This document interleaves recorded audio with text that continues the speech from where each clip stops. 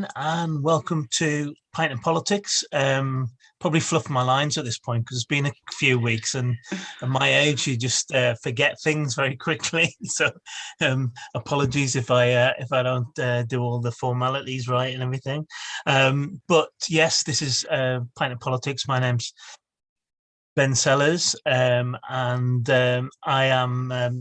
I've been doing this for since the end of December, and the idea behind Pint and Politics is that we kind of have the type of chat that you would have down the pub.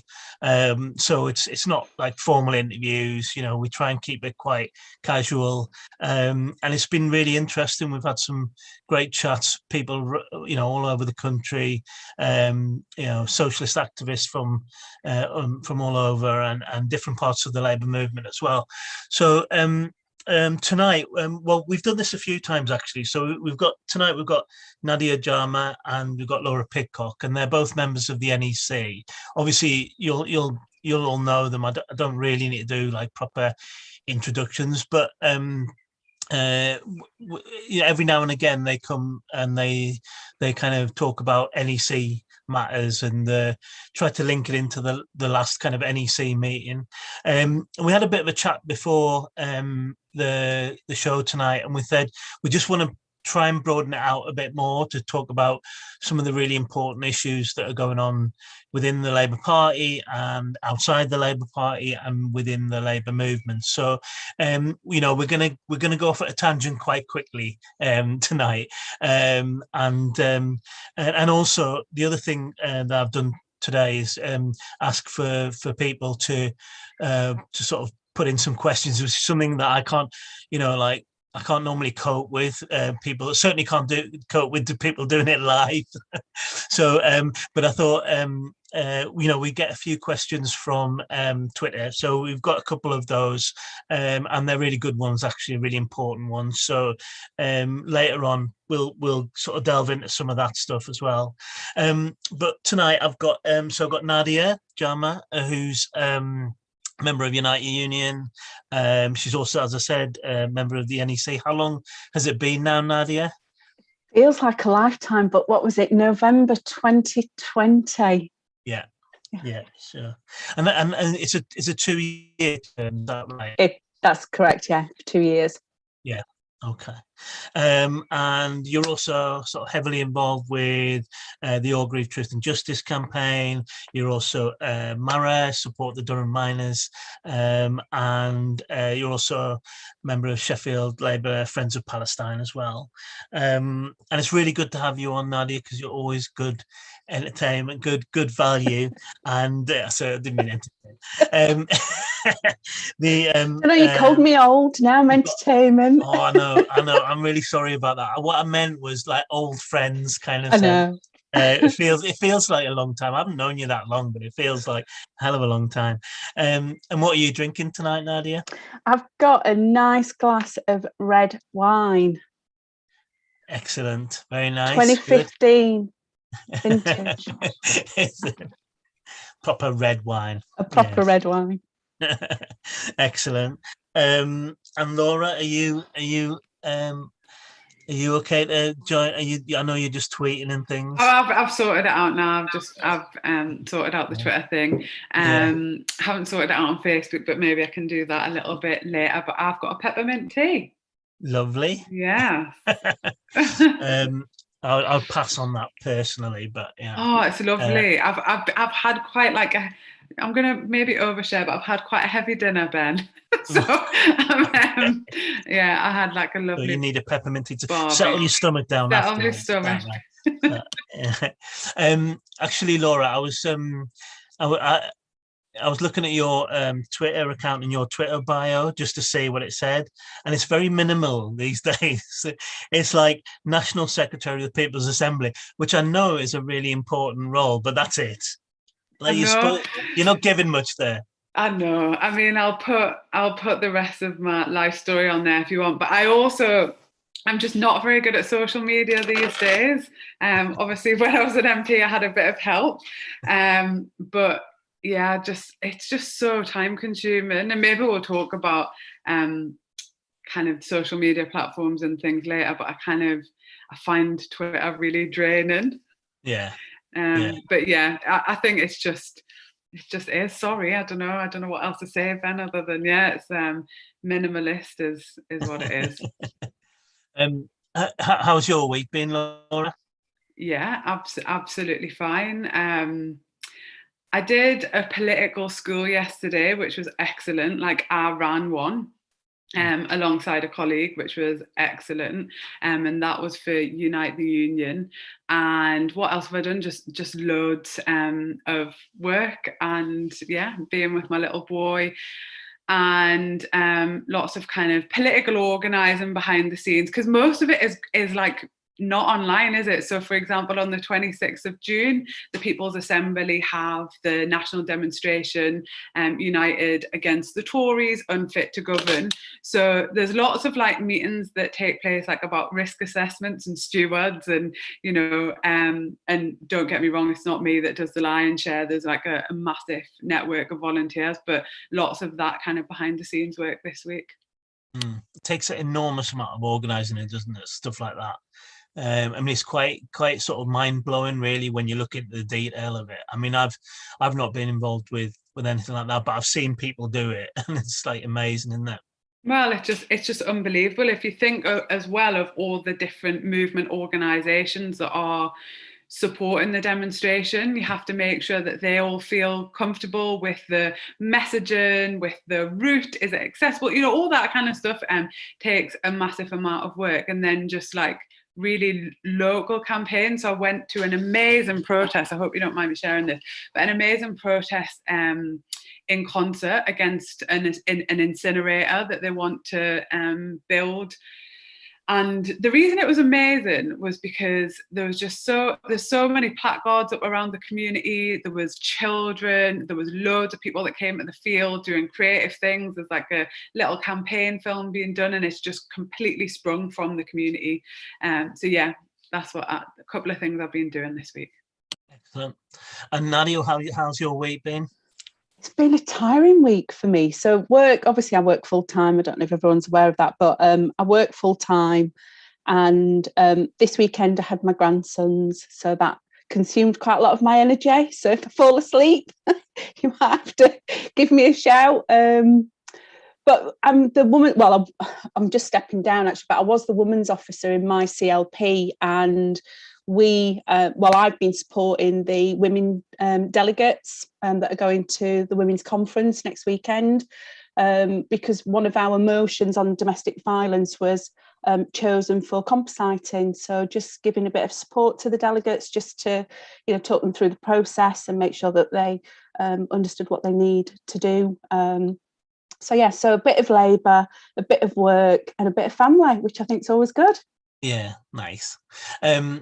I mean, I've had a bit of a weird week actually, because my wife Charlotte and my boy Jude both tested positive, totally out of the blue. I mean, Charlotte's been vaccinated, double jabbed and everything, and we kind of assumed that it was the new variant, that got through, but it doesn't seem like it is. But it just seems to be one of those things, and I have noticed that there is a bit of certainly in Durham and other parts of the north, there's like kind of a bit of a surge in cases, and been talking to NHS people this week. But I'm doing this kind of trial thing of a daily testing, which is apparently allows me to go out, and to be honest, all I've used it to do is so you do your test, and then you log it online, and there's all sorts of like, they're doing surveys all the time with it, and I've just used it to be able to take the dog out and maybe go and get some paracetamol and things for Charlotte, who's they are suffering a bit, but they're getting through it, so it's not like it's not a horrible situation at the moment, but quite weird to get it at this point when you think that it's almost over. So yeah, I've been kind of like doing a little, obviously I work full time, but I work from home, but also like watching a bit of football and things, and keeping myself entertained. But Yeah, been a strange week. So I am drinking another Wylam. I really like Wylam Brewery, and they're good people, so I kind of keep having to promote them. But this is called Hickey the Rake, and it's like it's called a Limonata Pale. I think I might have had it before actually, but it is really nice.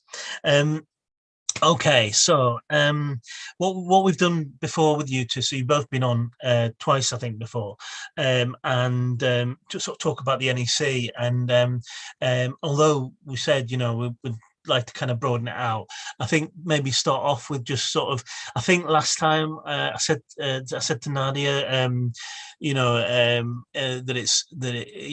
you regret it, and do you regret going on the NEC, and I just wondered if how things were feeling now. Are they any better? I don't know if you want to start with that one, Nadia.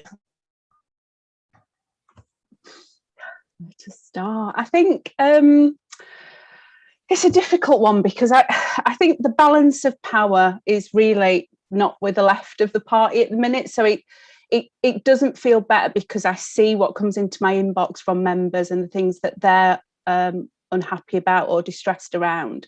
I think, the last meeting that we had, the last couple of meetings, I think personally was slightly better, in terms of I didn't feel that, there's always been a bit of microaggressions I felt in some of those meetings from some people, but I didn't feel that as much. But it just does feel like we have a bit of our, even in the NEC, the democracy shut down a little bit still. I asked Keir a question, and it was like, people seem to be a bit outraged by what I'd said to him, and I want to be able to have an honest and open conversation. This is the heart of the party, and if we can't have those frank discussions about what our members are telling us, because I'm not there for me, I'm not there representing Nadia Jama, I'm representing the members. So I want to be able to tell the rest of the NEC, and particularly the leadership, what members are telling me. And I just don't feel that there's that level of conversation that they want to hear from us. Sometimes we're only still allowed to, have one, you can put your hand up and contribute to one part of the discussion or the point that we're particularly on at that time. There's people that put their hands up and are not always called. And I'm sure Laura will go into this as well. So I think it hasn't really progressed in the way that I was hoping. Like I said, I would like to have real, honest dialogue, and I just don't think the right of the party want to hear what the members are really feeling. So I think that we're still restricted really in a number of ways, and we've always said, myself and Laura and the rest of the team, we're there to bring our politics to the table, and if we can't do that, it can be quite frustrating, but we plug away, we keep working on it and find different ways of communicating, whether that's through motions or whether that's through emails into the chairs and the general secretary. So we're still fighting the fight, but yeah, I'd be interested to see what Laura has to say about that too. Yeah, well, I suppose just to remind people, Ben, that the NEC is the governing body of the Labour Party, and there are different ways that you can be elected to it. So you can be a CLP delegate. That is what Nadia and I are. We are directly elected by the membership. And then you can be from an affiliate. So usually, it is the trade union movement, essentially, and there's a kind of representation of each of those. And you have the leader of the Labour Party that comes. You obviously have the chair of the NEC, which at the moment is Margaret Beckett. You have the deputy leader and the general secretary, and then lots of staff that come and might have items to speak to or be taking notes about actions that have been agreed and decisions that have been made. And really, it is what happens there is microcosm or the kind of epicenter maybe of the tensions that exist in the Labour Party in its entirety, because as we know, there are different political traditions in the Labour Party. Nadia and I are socialists, and we believe in as much membership democracy and participation as possible. And of course, not everybody else would agree with that. And you know, even from like the CLP section, who are directly represented by the members, there might be kind of voting patterns of people that are kind of contrary to the expansion of democracy for members, or even just kind of following things that have been agreed by the party and by the members. And I suppose we wanted to use, like, I hope it's all right I say this, but your Sunday night slot sometimes to give a bit more of a frank and informal kind of update. Like, that's our responsibility to feedback to members. And so, like, Nadia is very modest in her account of her role on the NEC. She is very, very truthful and honest with the leadership, and very tenacious in making sure that points that haven't been followed up keep asking. So I think you've asked about the Ford report lots and lots of times, about different things that members are emailing in about. And similarly, we keep asking about the suspension of Jeremy Corbyn, and trying to get answers on how do members find out what the process is for him being readmitted. Literally just that, like, how do we as NEC members find out? Because we are lay members, we want the members to find that out too. And then we also, at each full NEC meeting, get to ask the leader of the party questions. And I asked him this last time round, where he got the authority from to say that we wouldn't be using the 2019 and 2017 manifestos as a starting point for our policy portfolio going forward. I thought it was important to understand why somebody would kind of tell a closed and quite exclusive meeting about that, when we all know about the processes that go into making a document like that, not least that it was a clause 5 meeting. And again, sorry, it's like Labour Party jargon, but in the rule book, where you have the shadow ministers, you have the leadership, the NEC, who, and then the affiliates, who by a process of negotiation and very intense negotiation really go through every single page of the manifesto. That was the like last democratic gathering of those people, was in 2019. And so there hasn't been a refreshed mandate from that, in my view, even if you are the leader of the Labour Party, because that's just not how our party should work. We also did talk about membership fatigue, didn't we? And the way members are feeling, and feeling like that was a direct consequence of some of the decisions that have been taken by the leadership. So I am of the firm belief that a volunteer is worth their weight in gold in terms of activism. You don't devalue their participation in any sense, or people drop out. If you're not going to feel good about what you're doing, of course, you're just going to kind of drop out. And I think there has been a stark decline, and not just because of COVID. Look, I know that makes it so much more difficult, but I just think there's been a sharp decline in how many hours people are prepared to spend away from their loved ones, to spend away from doing other things that they love, to give to a Labour Party when there's been significant things that have happened to the membership. So I mentioned that, and I said that I think that has a direct impact on who is willing to campaign for the Labour Party. And I didn't feel like there was any kind of acknowledgement of either of those points. On the policy issue, I mean, Keir said this publicly, that he doesn't think you kind of make new policy by going over old, is essentially the kind of line. I think that's a massive mistake. I don't think that 2019 was a referendum on socialism. It was much more complex than that.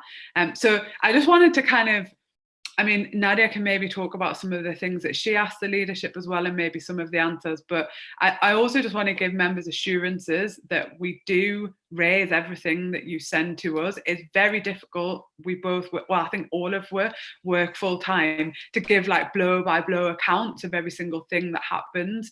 But we do raise everything. Mm.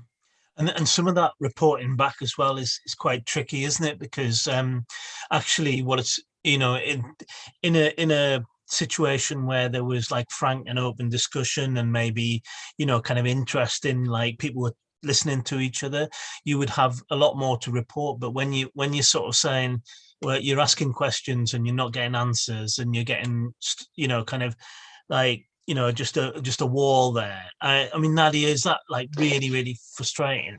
Yeah, I mean, just as an example, I got in actually with the very first questions, and I asked, I think there were 3 questions that I asked, but one of them was particularly asking Keir if he would step aside if we lost the Batley and Spen by-election. And I think because of that question, he ended up, because normally what happens, you ask so many questions and then you'll get a few, you'll get an answer. So you might ask 3 questions and then get answers. I think the chair took 16 questions. So it was inevitable we weren't going to get all of them answered. And I think only one of mine was responded to, and it obviously wasn't that one. We asked about pledges, Keir's pledges, because, members constantly ask us about those. The Jeremy Corbyn, the restoration of the whip, we asked that 4 times, individually, didn't we? I think there was 4 of us that asked that question and we just did not get an answer to it. And eventually I was told to contact the chief whip, which I did. And he responded and said it was a private matter. So, we can't get those answers. And these are the things that members pay to be in this party. For me, and Laura said it, the members are our greatest asset and they should lead on what our policy is. I think, and I say this, there's nothing special about MPs. I don't believe in a hierarchy within the party. I think our views are as important as everybody else's.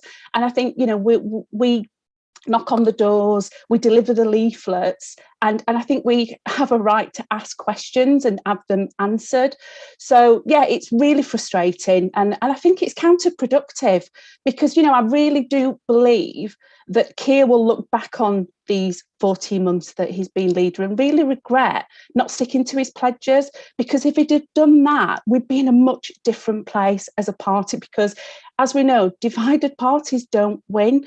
And, if you look at how we're polling and the feedback and the net ratings around Keir, it is quite, it's quite bad at the minute. And I just think, there was an opportunity to corral the whole of the membership.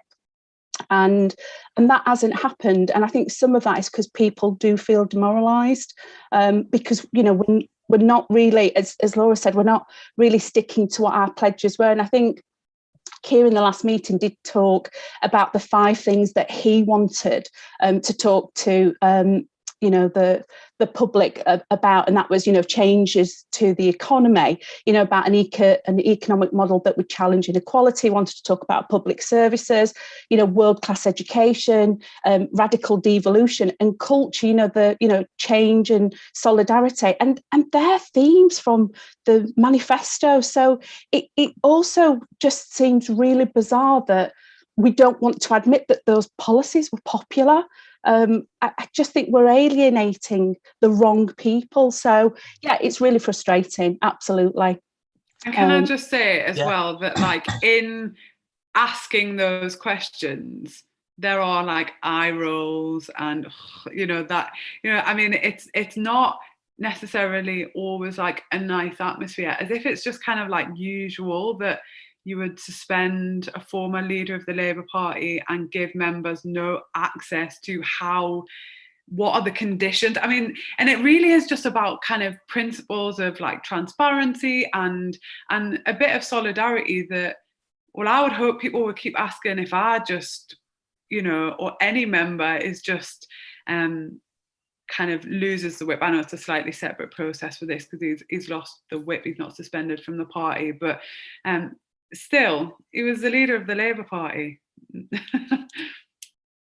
And I just wanted to ask about kind of some of this stuff on the NEC, some of the issues that you're kind of bringing up. So suspensions and the kind of what Laura said about valuing the members and that, and then the connection between that, because I think some people want to separate that out and want to say, well, the way that we deal with our members and disciplinary matters and all of that sort of stuff, and the fact that we've suspended and not restored the whip to somebody who was the leader of the party just a few months ago, really, and they want to make a separation from that to going out on the doors and the by-elections and the and the polling and all of that. And it's not true, is it? I mean, that there is an absolute connection there, and I think some people are burying their heads in the sand about that connection. And Nadia, what do you think about that? Yeah, I think when you, between the last two NEC meetings, I think there was 23,000 members that left, Laura. I think that figure's right. And 7,000 of them were young members. So I think we're losing young voters, we're losing young members, we're losing Black, Asian minority, ethnic members, disabled members. And I think they're the voters we're losing as well. And I think, they're all interlinked, how people feel about the party, whether they're in the party or outside of the party, matters. And I think, the polling, as I said earlier, at the minute is horrendous. And I think we're alienated vast swathes of voters. If you look at Hartlepool, that was an example. Batley and Spen, I mean, the Labour Muslim Network poll that was put out said that Keir's personal rating amongst British Muslims was his personal rating was -7%, and the party's favourability has fallen from 83% to 72%. And we've got those members leaving the party as well. So it's voters and members. So for me, it's like I said, divided parties don't win elections. And I think we've got to tackle that. And that is why it's important that members' voices are heard and that, party democracy is there, because it for me, it's telling us something that we're not hearing and we're not seeing. And I just think, we didn't get a full overview of the elections. I think that's due to come, isn't it, Laura? They said that we'll get a full overview. But one of the interesting points was made that the contact rates were up, but I think it was Angela Eagle who's newly joined us onto the NEC. Even she pointed out that it's not about just talking to people, it's what we've got to say. And I think this is what's missing. The members don't feel inspired. And what is our message? What are we selling to people? And I think, the manifestos were a message that was popular. Yes, we didn't win the general election, but I think, there's those things that still matter to people, the workers' rights, that, yes, the pandemic's currently on, but those things still matter to people. The international struggles, we were told that voters don't want to hear about Palestine, but, what's happening on the door in Batley and Spen is people are not happy with us because we didn't have a response to Palestine. So I just think there's so much that that we are hearing from our members that is relevant to the voters, and I just hope that Keir starts to listen to what we're saying, because Batley and Spen's coming up very soon, and I don't know what will happen after then. Yeah, polling's really bad, isn't it?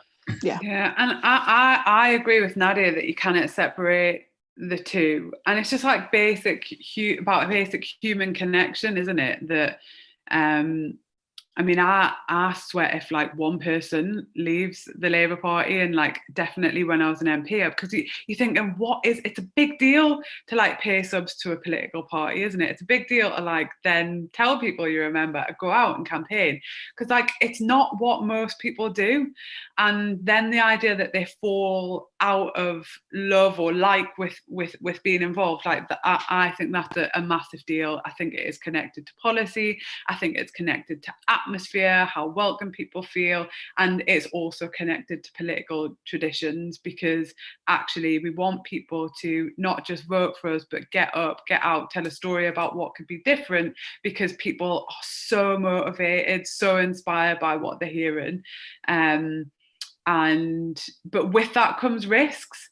And I don't know whether you know what I mean by that, but like that means being like really inclusive and being quite relaxed about different political positions that people might have, in good faith that we know we're working towards a common aim, and that is to defeat the Tories for all of the different reasons that people might want to defeat Tories. And I just think that and you kind of see some of this playing out online in different political sections as well, like a pursuit to please who? Who are we trying to please here in our kind of deep anxiety to control different aspects of the Labour Party, and essentially, I think, kind of control what kind of dialogue and debate is permissible inside the Labour Party. Obviously, that's going to have an effect. Because are you really going to want to turn up to a branch meeting and just go back to talking about the minutes of last meeting and all that kind of stuff, that, you know, kind of bureaucratic functions, as important as they are? And we had this huge opportunity, and actually Keir had the opportunity as well, although, you know, I think it's been thrown away. But if you think about, you know, 500,000, 600,000 members, biggest party in Europe, you know, and with some, I mean, you know, like, it would never happen, but if I had been advising Keir, I would have said the things that you need to keep an eye on is the policies, which were popular, you know, don't chuck those out, and then also look after the membership, because they are the absolute, you know, they are the key to winning. And I think there was some positive feelings around Keir Starmer's leadership. Obviously, he presented himself in a very different way. And I don't know, you know, it's always difficult to tell what goes on within the leader's office. Even with Jeremy, we didn't really know what was going on. And, you know, even some of us that worked in there didn't know what was going on. But, you know, there's obviously different political pressures on the leader. I mean, Laura would have felt this going to shadow cabinets. You know, are there people there that are saying to Keir, look, you need to pull back from this, because actually it's kind of, you know, all of that, you know, good feeling, all of that goodwill is being lost. And then, you know, it may be that some people think that the idea is to kind of burn it to the ground and start again. And I really fear that I mean, that's really quite a kind of worrying attitude. I don't know whether it's people around Keir, some of those people are saying that, but it just seems to me really, really short-sighted, because there is still, there certainly was an opportunity to kind of build on some of the strengths, okay, criticize some of the weaknesses, criticize, you know, some of the things you disagree with openly and have a debate about those things, but to throw away like the membership is quite reckless, really, isn't it? It is. But I mean, come on, it is just about different political perspectives over what a party should be. Do you not think? It's like, it is two completely different interpretations. And that's why I understand when people say things like, oh, you know, it's really, really factional, or the media try and kind of characterize it as being really factional, as if the Tory party isn't. You know, I mean, there's major disputes that go on inside the Tory party. Of course, they're not played out on the television, and you know, they're certainly not used as kind of often a wedge for the mainstream media. I definitely felt that when I had to kind of respond to the media during Jeremy Corbyn. I spent a lot of my time like talking about other MPs that might have said something rather than the policies. But if we think about, there are some people that want the Labour Party to be run by focus groups, by polls and PR kind of experts, and that there will be a formulation of policy, and that will go out to a general election. And what we're battling with is to say the members are the party, the members will decide the policy, the members will tell the leadership and the PLP what they are campaigning on. You know, I suppose that's the tussle, and that's the fight, isn't it? And yeah. NEC members are not going to save anything. It is only the organisation. I mean, I know I'm kind of preaching to the converted here, but it's only the organised membership that can kind of defeat that idea of a political party. Mm-hmm. I mean, the other thing that's kind of caused, you know, huge anxiety and a rift within the party is the kind of different ways in which people have been treated in terms of, you know, disciplinary matters, suspensions and stuff like that.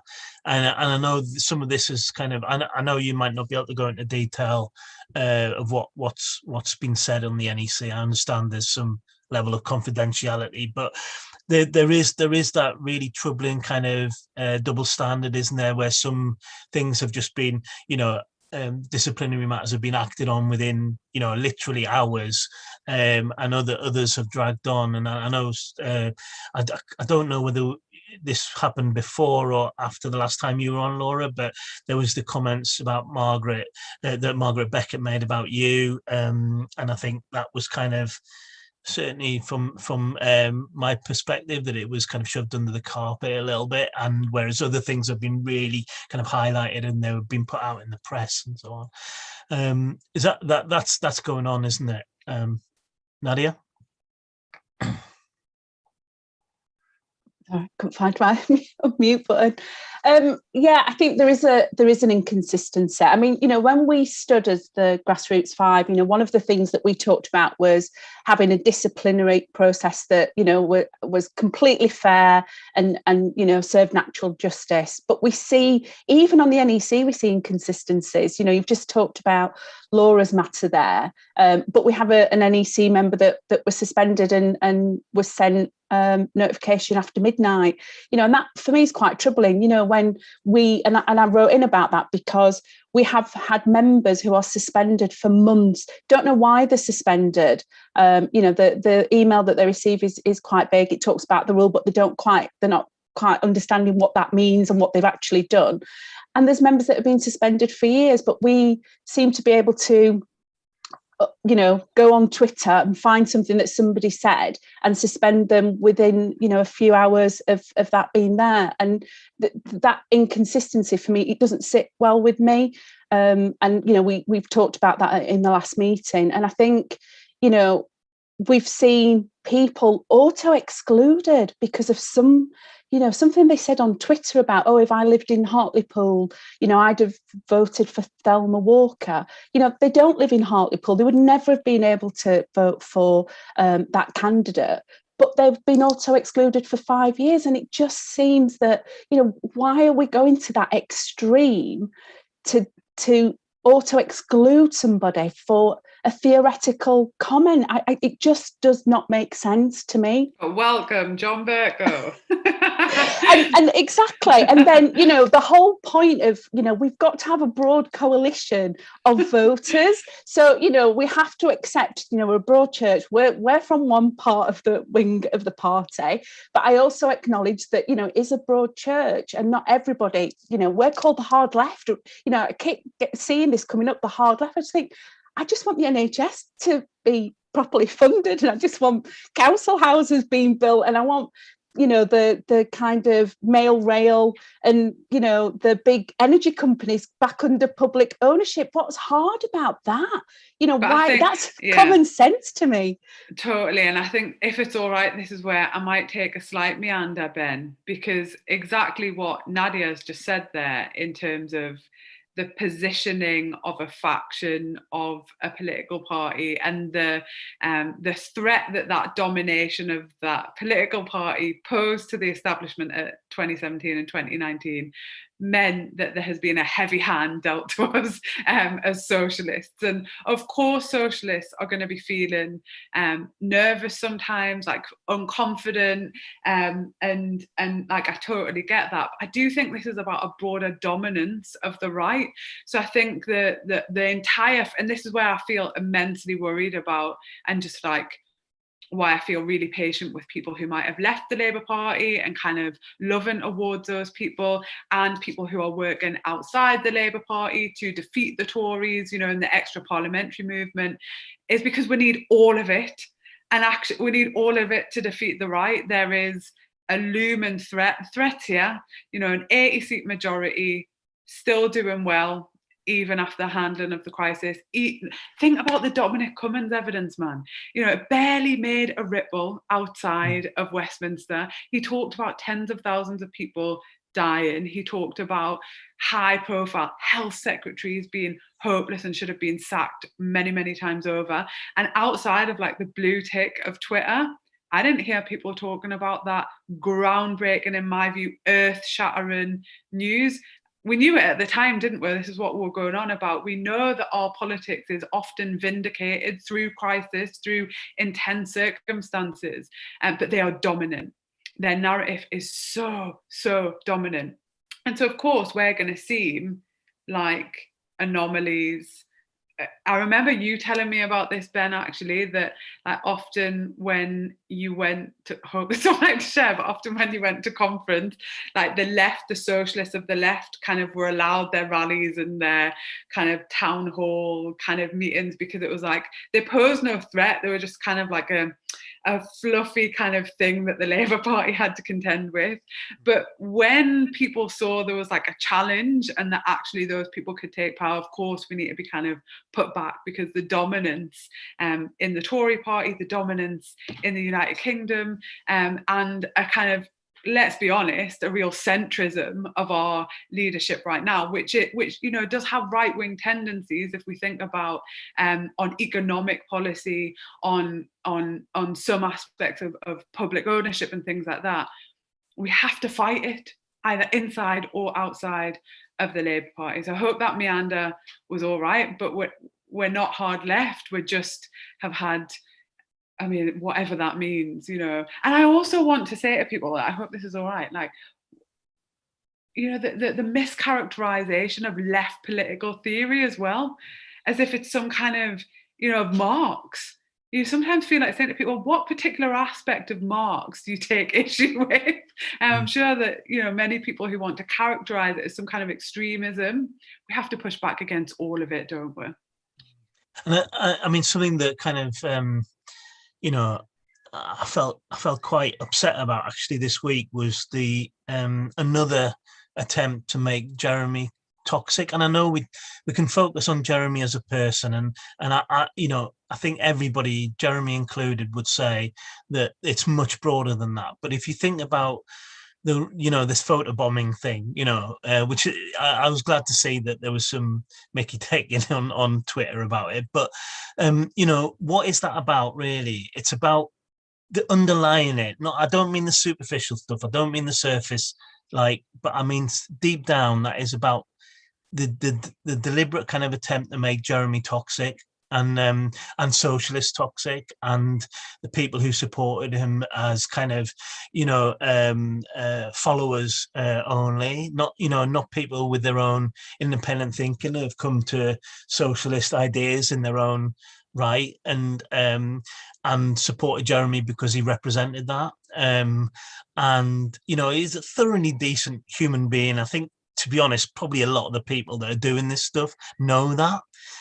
Yet they keep on this kind of, and I just think psychologically that is such a weird and you know, and a kind of screwed up version of reality that you would actually, you know, that you would try and continue to make Jeremy Corbyn toxic. I'm just wondering, has it always been like this? Do you think it's like part of a broad, or like maybe it's connected to some of the stuff I just said there before, but like this kind of, like, I feel like it's a tactic of the right to kind of try and embed a paranoia about who you associate with, and like, oh, I was seen with this person, or I retweeted that person by accident and I didn't know the whole backstory and like what they've said 20 years ago, and now I'm going to be kind of outed as not kind of morally pure and all. I mean, I think it's a kind of knock the confidence of the left sometimes. I mean, I didn't really kind of pick up too much about the photobombing thing. I was thinking of like putting the picture out where we're cuddling and say, how am I, Jez? Like, stop photobombing us. But like, obviously he's such a good guy. Like, everybody that has anything to do with him knows how canny and lovely he is, and you know what he had to endure. I do think it is just part of a right kind of, I don't necessarily mean like in the Labour Party either, like a kind of right-wing tactic to crush all kind of left politics, to make people paranoid about their associations. Yeah, I mean, in terms of the history, yeah, I mean, you know, you look at the high point of Tony Benn's, you know, Bennism. That was when he was most viciously attacked, and you know, they called him the most dangerous, and on front page of the tabloids, this is the most dangerous man in Britain. You know, when he was advocating the socialist alternative economic model and stuff, and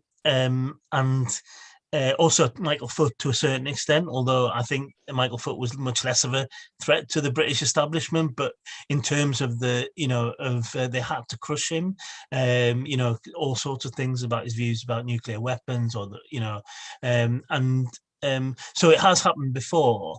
I suppose what makes him particularly kind of vicious is also the kind of social media that we've got, which is, I'm a massive advocate of social media. It's been a brilliant force for good, but it can be used to absolutely, hound people as well. Yeah, I think what I love about Jeremy, though, it just gets on with things, doesn't he? Remember when he had that comment about, pressure, and it isn't pressure to him. He just does, his peace and justice. He does his, constituency work, and he goes on his allotment, and he just gets on with it. And I think, people have tried to literally smash him, haven't they? To really demonize him. And I think, we often hear that, worst election result, since 1935, but they never talk about how close we got in 2017. And if we do talk about that, you've got to get over it. It didn't happen. And it's like, this was when the real world came flooding into the Labour Party in 2015, when Jeremy became leader. And that's what scares people, that, society can actually move political parties. And I think that's why we've got to carry on within the party to bring those things from the outside world into the party, from our communities, from our workplaces. That's a really good point. Yeah. I think that's so important what you're saying there, Nadia, because I think through the activists, I mean, we didn't do enough of this. This was the starting point, wasn't it? But yeah, you're absolutely right. This is when communities, working class people, felt that they had a say over the Labour Party and a way in, and there was a long way to go with that. But that's the real danger, wasn't it, Laura? That people, that was the warning signs that the establishment felt.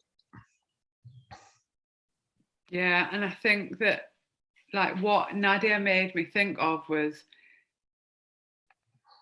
probably what members might be thinking, like, is it possible again? What's the point? Like, should we stay in? And like, I know people kind of ask about that. I also did. You've had Mikey on before, haven't you? I did hear him tweet saying, can we just stop talking about Jeremy Corbyn? Look, Jeremy Corbyn would have been like this. And I'm paraphrasing him here, by the way, but he has a point. Like, what now?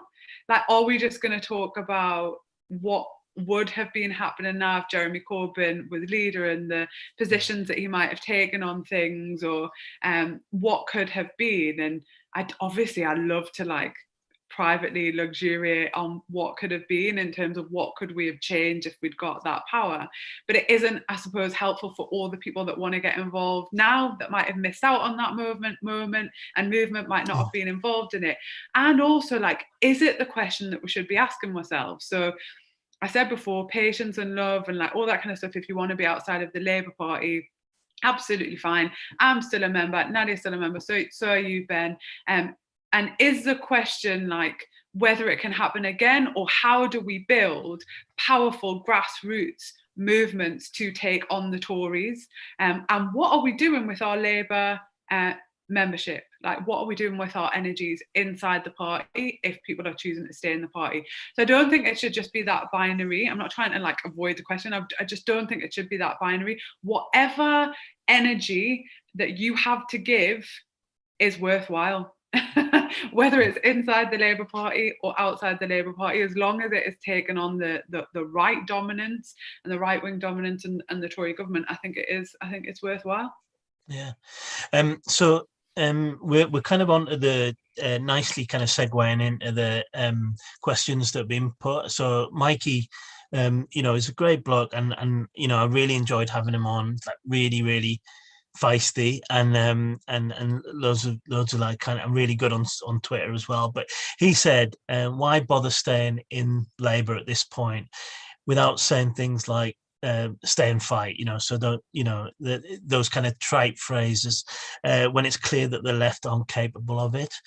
So that's there's a couple of things there. So there is the argument, as Laura says, about in or out, and I have my views on that. I'll kind of happy to talk about them in a bit, but also there's the element of kind of like of people just trotting out phrases, like, just stay in, we can win, and you've got to, I suppose, if you are going to stay in, you've got to show people how. And then also the question at the end of that, which is that Mikey's kind of saying, where it's clear that the left aren't capable for whatever reasons. I don't think he means the sort of criticism of the left personally, and in our personal efforts, but actually the position, the politics have changed. So why should we stay with a party that that doesn't represent us anymore? So like that's quite complex, isn't it, when you unpack it?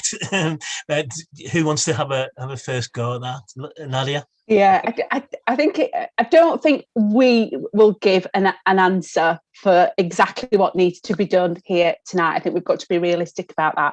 I think that the whole movement, though, will play a part. And I think for me, I still believe that the Labour Party is the greatest vehicle for us to fundamentally change our society. But I also acknowledge that we sometimes, as members, as society, need to give that vehicle a kickstart. So I believe it's our job to forge the consensus for socialist policies away from Parliament and the corridors of power. We've got to join with trade unions, campaigners, educating and agitating for change in our workplaces and communities, and then bring those demands into policy through the NEC and the National Conference. And I know that sounds very easy to say and more difficult, but I also realise that people are quite disillusioned at the minute. And when you look at our polling and you look at what we're saying, I absolutely understand that. We sit on the NEC and we've got to try to get members' voices heard. And that can be frustrating when it doesn't always happen. But I just think, educating and agitating is how we change that narrative around socialism. It isn't a dirty word. With the pandemic, people are naturally socialists. They just don't know. And I think, we've got to try and build that. But I also recognise, people like Mikey, from the Gypsy Roma traveller community feel really let down by the party as well. So, we've also got to take that on board and show those communities that the party stands for them as well. And whilst it doesn't feel like it, we're seeing the same with the Black Asian minority communities, the disabled communities, young people, women. We've got, I think, to just try and build that consensus inside and outside of the party. And like I said, there's no quick and easy answer to that, because you would hope it would come from the top. And I think, we were spoilt really with Jeremy, because everybody got behind that vision, and he was saying the things that, motivated people that weren't into politics previously. And that's lacking at the minute. But yeah, I don't know if that answers Mikey's question. Like I said, I don't think there's one easy answer. I mean, one of the things that is tricky with all of this is that I think that, we massively raised expectations, and you wouldn't want it any other way, because, we were building something really big. As I said before, 500, 600,000 members. We should have gone on actually to 1 million, I think, and really aimed for that. But there's a huge kind of like expectation there, isn't there? And then to get the cusp of government, which, I mean, would have called, would have came with a load of different problems, but people were really, really hopeful at that moment, and then a lot of that energy and activism and the kind of optimism was directed around Jeremy as a leader, as the leader of this movement, and I don't think there's anything wrong with that, but it's not normal in the Labour Party. It hasn't been for a long, long time. Probably, probably in the history of the Labour Party, grassroots left-wing, grassroots Labour people will not have identified with the leadership of the party and kind of separated themselves off. So, I mean, I suppose from my point of view is, in a way, it's a sad kind of return to normal. So, I was a member under Tony Blair briefly, with Gordon Brown as the leader, Ed Miliband, and at no point did I feel that the Labour Party leadership represented me. I think I was most positive out of all those towards Ed Miliband, but still I didn't feel, it was incredibly frustrating to hear, in talking about, immigration mugs or, all of the kind of stuff, things about strikes being wrong, and all of that things, and this was the best of it, and you have that whole history of people sticking in, despite the leadership and organising the left within the party. Now, some of that I think became a little bit inward looking and didn't realise the potential. So, I mean, I remember writing something probably in about 2013, 14, saying there are actually quite a lot of socialists in the Labour Party. It doesn't look like it because most of them have just got their card in their back pocket and they're waiting for this magic time to happen. But actually, when we decided to do something, and when you look at the voting patterns for Jeremy, a lot of those were existing Labour Party members. I think the vast majority actually were of existing Labour Party members ended up voting for Jeremy. So they were there, but they just weren't active and organised. Sorry, Nadia, you want to say something? I was just going to say, I still think the majority of the parties left, were 460,000 members, I think, at the last count. A lot of them will be the members that joined from, 2015. And like you said, the ones that were in there already as well, that probably, finally were able to get organised around stuff that was relevant to them. But I think the reason we see a clamp down on party democracy is because we are still in the majority. It just doesn't feel like it, but you're right, it should never have been about just one person. It should have been about the movement, shouldn't it? But I think, I take some kind of inspiration really from, some of our trade union comrades who have completely turned things around, and have just elected quite a left-leaning new grouping. So, things can change and will change. Yeah, I was just going to say as well that I think I don't think the left is defeated long term. Actually, I know that people might have opinions on that. I just think that it is impossible to conceive, in my view, in terms of all of the social interactions, all of the different kind of movement groups. There is no doubt that there is a fragmentation of the left and like a reorientation, if you want to like get a bit fancy about it. The activity has gone elsewhere, and it probably would have in a pandemic anyway. And also, like, politics is, I think it should be, but like isn't exciting all of the time. Like Jeremy Corbyn's leadership felt like an insurgency, didn't it? And it feels a bit more like, okay, for the left inside the Labour Party, there's a bit of a reset and like reorganising some of the basics again. And I think that's absolutely fine. And I also think that the left will not always be like this. There's no permanence about politics. And if anything showed us that, it's like the last 10 years, isn't it? That things can move very, very quickly, especially in a crisis. I don't know what's going to happen next, but I don't feel like dejected about the future. I just think new groupings will form. I suppose what I would want to get right in those new groupings is a few things. So the democracy of them, like in a reforming and a reshaping of the left, whether that's inside or outside the Labour Party, and then connections between the two, is like a welcoming and opening atmosphere, non-sectarianism, if you like, and democratic structures of them, and a real look outwards to how we defeat Tory narratives. And I know I've said this before, Ben, but a massive emphasis on community organising. Yeah.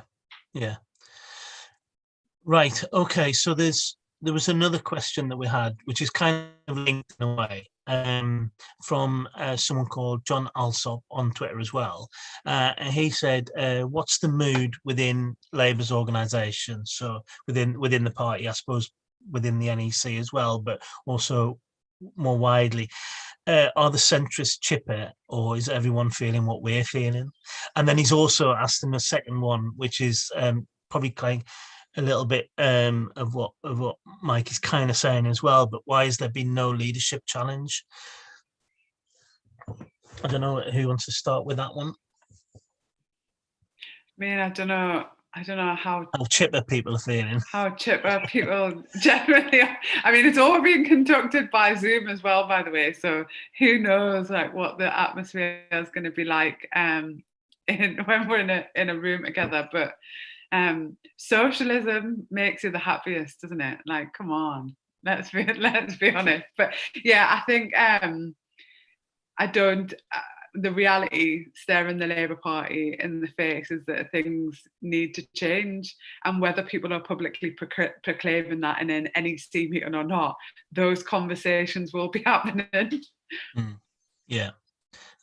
Nadia, what do you feel about that? I mean, like, do you feel like they're people who are on the kind of right and centre of the party feel like they're happy? Are they happy because they won?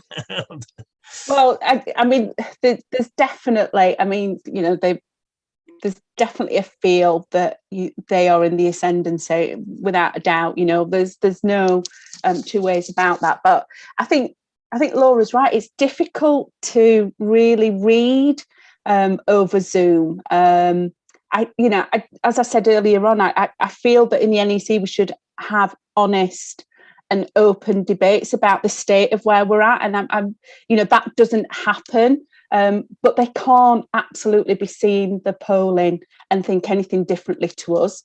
But I'll also, feel that, some probably think it can only get better, and it's a long-term journey, and it isn't going to be resolved anytime soon. So yeah, it's a weird one. I think maybe when we get more in-person meetings, we might be able to, pick that up a little bit more. And what about this leadership challenge then, Nadia? Because you kind of asked the question in a way, didn't you? Or certainly asked Keir whether Keir would step aside. Yeah. There's lots of people that are kind of asking the question, who's the left challenger in that scenario, which is really, really hard to imagine. And then but there's also a sense of, like, people can't understand if somebody is doing so badly objectively, because the polling says so and the by-elections kind of prove that, then why is there not the same kind of pressure as there was on Jeremy to step aside, and why is there not the pressure within the PLP to do that, and so on? Which, I mean, there isn't, is there? I don't think. Although certainly within the media, there's a lot of questioning of Sam's leadership. Yeah, I was just going to say, I think, we've seen the commentators have really started more recently to suggest that there might be rumblings and things afoot. But, who knows? You can never really just trust what you read. But my personal view, and this is my personal view, I don't think that people have quite defined how to win and who will win. And I think once they've worked out the answers to those, maybe there will be a challenge. But then, who knows whether after the July the 1st there will be things happening. I really don't know. But I think, we know if this was Jeremy or this was a left leader, they wouldn't have been given 14 months of this going so badly wrong. But yeah, I don't know what Laura feels on that. Yeah, I mean, I broadly agree with you, Nadia. I think that there is, I mean, you could kind of wax lyrical about the difference in treatment. I think one of the things that I definitely found the hardest was the persistent attacks that were nothing to do with, like, being an MP or like the policy. I don't mind people kind of taking on the ideas and, like, disagreeing with them. And I think Keir has been shielded from that. I think the biggest mistake has been the kind of trying to differentiate from Jeremy Corbyn's leadership to a point of saying nothing. And this is only what I've said to Keir Starmer himself, that you can't, in a global pandemic, not say anything about how you would be different to a government who have handled it in whatever way. But I broadly agree with you. I think that there will be, conversations going on behind the scenes, but I think there are probably other tests that need to be met, and a sense that, you know, the Tories are dominant, and, you know, people keep talking about the vaccine, but, you know, I don't have a connection to the right, so and the kind of centre of the party, so I'm just not sure, Ben, at all. But I mean, this is another consequence of having won the leadership of the Labour Party, and I kind of mentioned this a while, you know, in some of the stuff that I'd written about it, was that we kind of did it the wrong way around. And I don't mean that as in, you know, nobody would want to change history now, because, you know, I think it's been a huge breakthrough and the most positive thing that we've seen in British politics, you know, for, you know, probably since the post-war Labour government. But like, it was done in the wrong way in some ways, because, you know, there should have been a 10-year plan to get the right kind of representatives in Parliament, socialists in Parliament. Then there would have been a vote, and you know, and a nomination process and everything, and that socialist leader that emerges out of that group of people would win the nomination easily. But instead we had Jeremy that just scraped by getting, you know, Margaret Beckett's nomination, for instance, and in a way that was kind of like, it was false in a way. So I think people naturally assumed that there were a lot more left-wing MPs in Parliament, in the Labour Party, in the PLP, than there actually was. And you can see that now. You can see the really weak position that the left are in within Parliament. But I mean, then all of that can be built back again, of course, though. Yeah, of course. And it shouldn't surprise anybody, really, because what is the last thing that goes in place? You know, you have a grassroots movement. It gets organised within the party. You then have the strength within CLPs to be able to, you know, to get the type of socialist representative that you want in your CLP, and then they take that into Parliament. So that takes time, doesn't it? I mean, that is at least a decade's project, and we kind of did it the other way around, which is kind of like a sort of a bit of a quirk of history. But and as I say, I wouldn't want to change that. It was absolutely amazing, but I think people need to understand that, like, the long-term, like, nature of real political change. I know it's frustrating for people because, you know, you want things to change, and things can change quickly. I mean, actually, I just wanted to go back on something that you said, Laura, before as well, about, you know, the different parts of the movement and in and out of the Labour Party, and kind of answering Mikey's point as well. You know, loads of us that have been around. I mean, I've been kind of a socialist activist for about 33 decades now, and everything that I've done has been in and out of the Labour Party. I left the Labour Party for a long time when Blair became leader. I left and rejoined briefly, and then left over Iraq again. But in the meantime, I was involved in trade union stuff. I was involved in the migrant workers trade union stuff, which was some of the most exciting activism I've ever been involved with. I've been involved in asylum seeker campaigns, the right to work, you know, the bookshop, People's Bookshop, you know, WEA stuff, political education, the miners, the gala, all of those things are outside of the Labour Party, and the Labour Party is one small bit, you know, and I think that's the reality for most people on the left, even within the Labour Party. And I think sometimes we get a bit hung up on this idea that it's either or. You know, you join the Labour Party and then you spend your whole time in a CLP fighting for positions and officer positions and all that sort of stuff. And it, you know, actually the reality is it's just a tiny bit, isn't it? That's what I meant, and I just really hope. That's what I meant before. I just really hope that, like, I see more Labour members at the protests and more Labour members on the picket lines, and, you know, making a concerted effort to use their Labour membership as well to create those industrial links in communities and tenant housing union links and the infrastructure of the Labour Party to campaign for things that are, like, really, really important in our community, as well as the electoralism and selecting candidates that are socialist and organising for that. All of it matters. And Nadia, when I introduced you at the beginning, like, that was just a small snippet of the things that you've been involved with. But that's true, isn't it? It's like, it's so, you just have, you're like, you're constantly juggling, like different parts of the movement and parts of your activism, aren't you? Yeah, I think that they're really important, and then they haven't gone away. Those things are still going to matter. When we obviously, as we're coming out of the pandemic, we've still got, millions of people that are going to be out of work. We've got the fire and rehire tactics that are being used. We've got a clamp down on the police and crime, bill. So all of our liberties are being attacked. So there's loads of stuff that we can still get involved in. I think it's really important to do stuff outside of the party, because that's what I was saying. We've got to convince people of those socialist policies, why they're important. It's weird, isn't it? You think about the football, what happened with football recently when there was the super clubs, and how football fans were like outraged by it, and they made that change. They put that pressure, and that was just for football. If people did that in society for lots of other things, the power is there, and we've just got to try and support people and convince them to do those things and get involved. And I think Labour members that are involved in their communities is a way to bring those.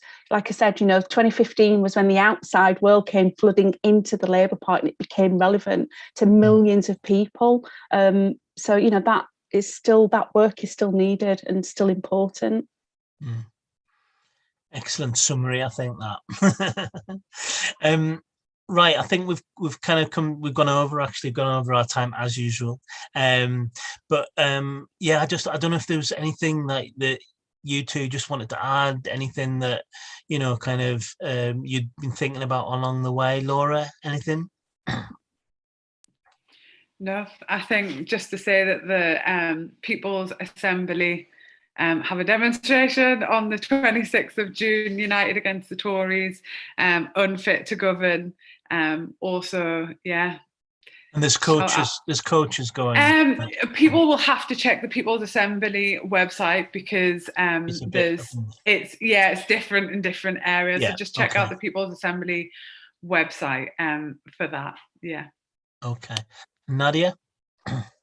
Yeah, just to reiterate what Laura said there, get involved in that campaign, because it's really important. And, there's the Socialist Women for the Women's Conference, support those women, please, if you are a delegate to the Women's Conference. It's really important that we get socialists into the Women's Committee, because, that's going to be really important for women within the party.